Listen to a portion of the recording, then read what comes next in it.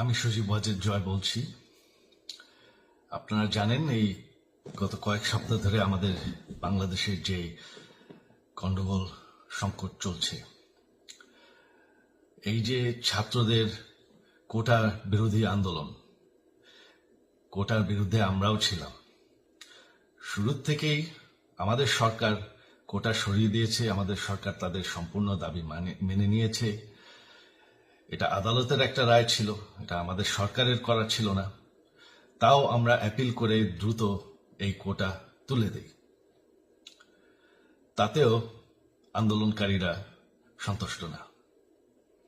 আমরা তাদেরকে আলোচনায় ডেকেছি। আমরা একটা জুডিশিয়াল কমিশন করেছি যে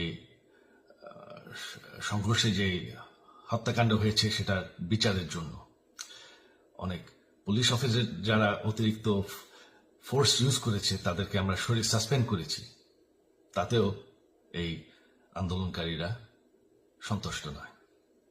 আমরা যতই ছাড় দেন, প্রধানমন্ত্রী নিজেই তাদেরকে ডেকেছেন যে আসেন আমরা আলোচনায় বসি, তাতেও তারা সন্তুষ্ট না।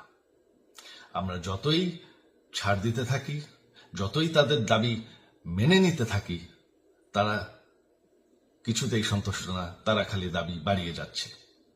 এখন দাবি হচ্ছে যে সরকারের পতন। তবে সরকারের পতন হওয়ার পর কি হবে? কি হবে এটা কেউ ভেবেছে?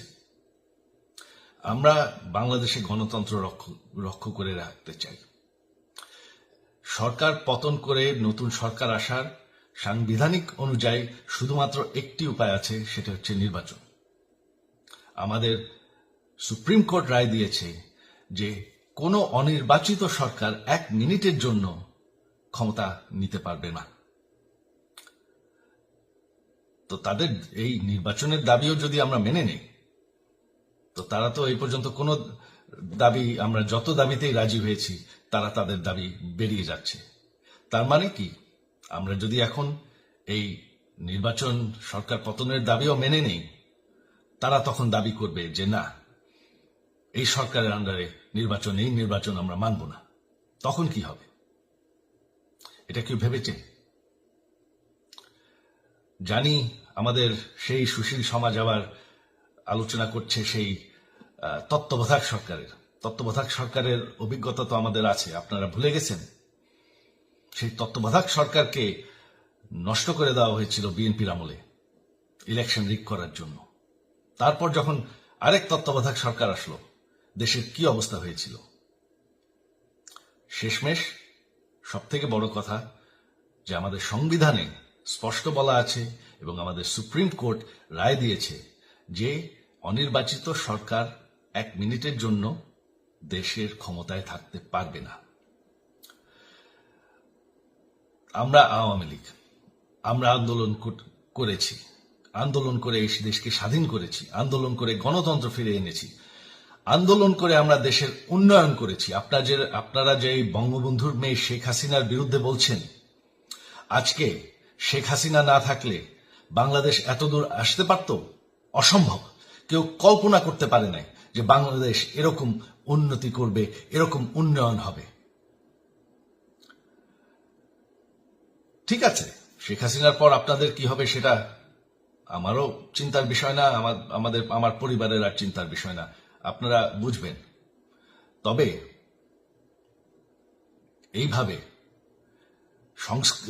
সংঘর্ষ করে, হত্যাকাণ্ড করে ক্ষমতা দখল করা যাবে না। এটা আর আন্দোলন না।